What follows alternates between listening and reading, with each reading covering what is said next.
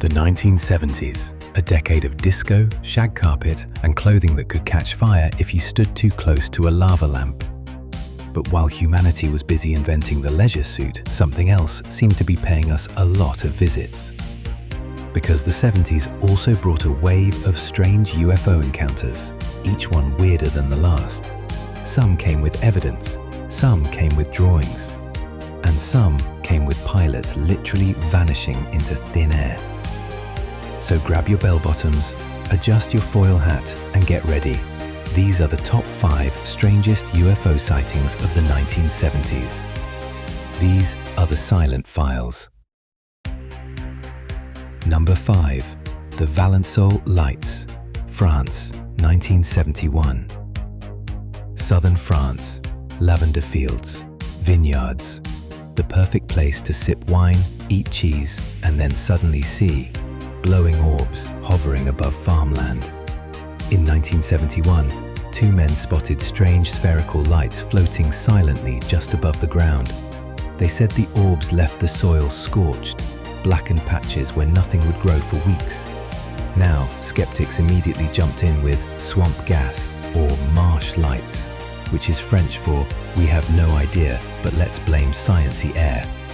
But locals swore the lights didn't act natural. They hovered low, they pulsed, they seemed aware. Theories range from alien probes to secret military tech. But honestly, if you're France and aliens show up, at least offer them a croissant. It's called hospitality. Number 4. The Allagash Abductions, Maine, 1976. 4 art students go camping. Their plan: paint landscapes, drink some beer, maybe see a moose.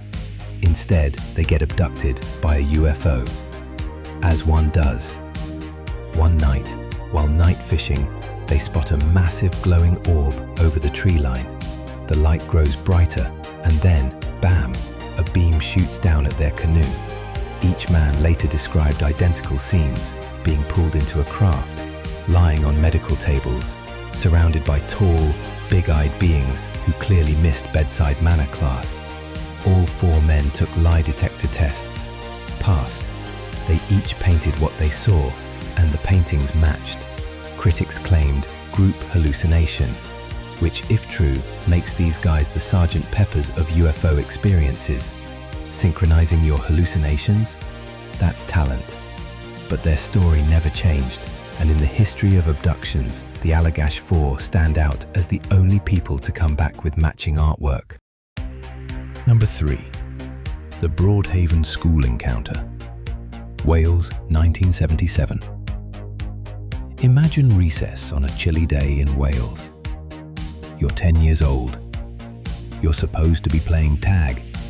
Instead, you and a dozen classmates run inside screaming, "Teacher, a UFO just landed in the field," which sounds exactly like the setup for detention. Until the teachers notice. The kids are dead serious. One by one, the children draw what they saw, a glowing saucer with a silver-suited figure standing nearby. The drawings all match. Now maybe kids exaggerate, but kids rarely collaborate that well unless candy is involved. The case grew so big, local officials investigated. Even the Ministry of Defense took a peek. Their conclusion? Unexplained. So either a UFO really did land behind a Welsh schoolyard, or those kids were pulling the most ambitious get-out-of-math scheme of the decade. Number 2. The Pascagoula Abduction, Mississippi, 1973. 2 men, 1 riverbank. They didn't ask for attention. They didn't ask for trauma. They asked for fish. Instead, they got a metallic craft, 3 claw-handed robot elephant aliens, and a trip to the police station that ended with a secretly recorded panic attack. Charles Hickson and Calvin Parker were fishing when they heard a whirring noise. Blue lights appeared. A craft landed. 3 beings floated out. Not walked, floated, grey skin, wrinkled like elephants in robot cosplay, claws instead of hands. The men were grabbed, examined inside the craft.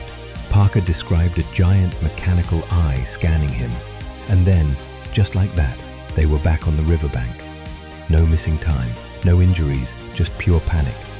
At the sheriff's office, deputies left them alone and secretly recorded their conversation. Instead of laughing about a prank, the tape caught two terrified men whispering about what just happened. The case made headlines worldwide. Skeptics laughed, believers nodded. And Parker? He avoided the spotlight for decades, saying the ridicule hurt more than the aliens. To this day, Pascagoula remains one of the most bizarre and most believable abduction cases ever. Number 1. The disappearance of Frederick Valensole, Australia, 1978. A 20-year-old pilot, Frederick Valensole, takes off in a small plane over the Bass Strait. As he flies, he radios Melbourne air traffic control. "There's something above me," he says. "It's not an aircraft." Controllers ask him to describe it. He says it's large, shiny, moving in ways planes can't. Then his final transmission. "It's hovering and it's not an aircraft." The line goes silent. Then metallic scraping sounds. Search teams look for days. No wreckage, no sign of the plane, no body, nothing. Some theories say he staged it. Some say he got disoriented and crashed. Others say he met whatever was above him that night. What makes Valensole's case haunting isn't just the disappearance. It's that audio. A pilot calmly reporting something impossible and then vanishing forever. 5 stories, 5 decades of debate, 0 clear answers. The 1970s gave us bell-bottoms, sure. But it also gave us glowing orbs in France, a group abduction in Maine, kids in Wales sketching spaceships, robot elephants in Mississippi, and one Australian pilot who never came home. So the question is, were the skies in the 1970s crowded with polyester, or something else entirely?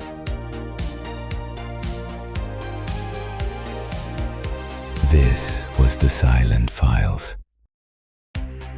Let us know which case unsettles you the most, and subscribe for more true stories that refuse to stay grounded.